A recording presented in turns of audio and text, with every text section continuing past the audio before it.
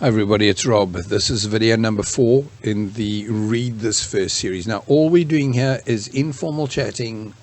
Basically I'm reading off of the PDF that I've asked you to read.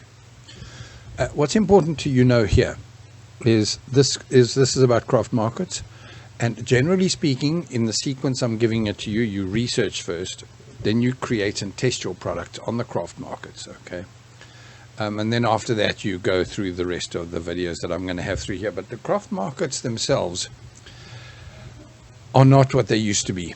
If you go onto Facebook groups and have a look, and I've been on the craft markets before COVID and since, and it's changed.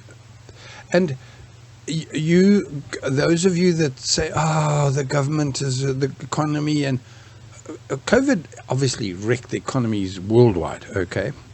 But what it did was much more important than a weak economy at the moment, because the weak economy is not a reason to say you can't make money. I promise you there are millions and millions of people spending billions every day. So here's what I'm telling you. COVID caused people to learn how to shop online. They were stuck at home with nothing to do. They'd finished baking bread and doing everything else that they did, binge watching TV series. And they thought, you know what, I don't want to go back to work. Let's go online. And so they went online to do two things, to shop, and they went online to suddenly think, maybe I can start a business. And by the way, they started crafting. One of the easiest things to start, which is kind of obvious. Anyway.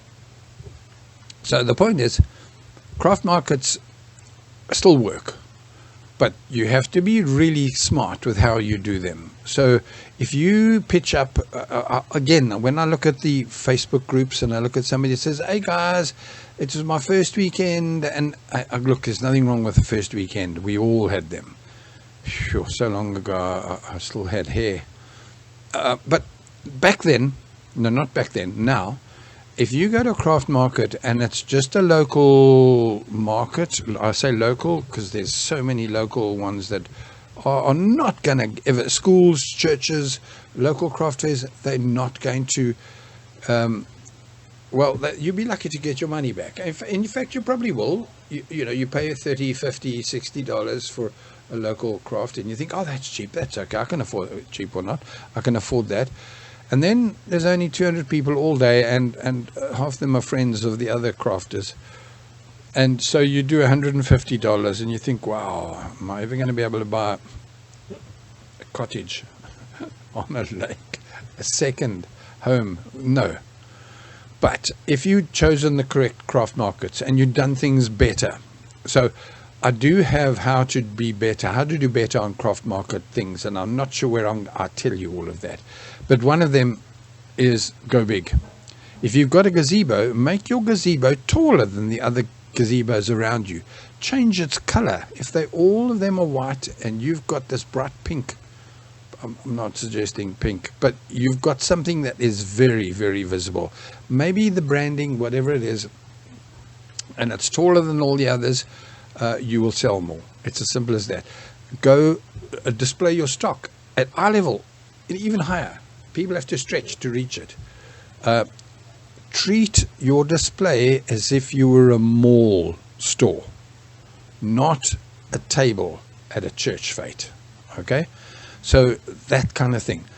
So the person who books a table size market will earn a table size income. Somebody who's got a 10 by 10 booth will earn probably 5 times more. Somebody who's got a 20 by 10, so double booth, will not even just earn more than double. They'll probably earn more than double, 3 times more than the first booth guy.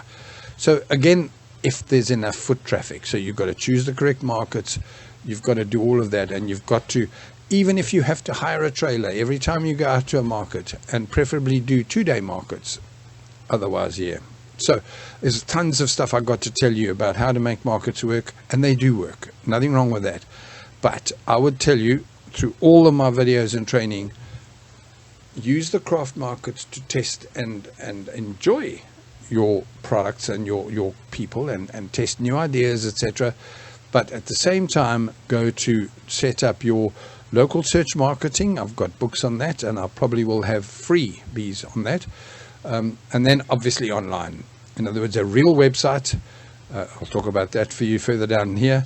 And get your stuff online to when you don't have to pack things into your car. They literally find you, and they find you. You literally, somebody at somewhere else in the world will click on your site and think, oh man, that's what I need. And you get an order at 3 o'clock while you're asleep, 3 o'clock in the morning. You wake up in the morning, you got 4 orders.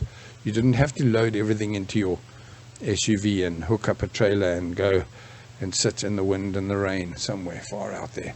Craft markets are good.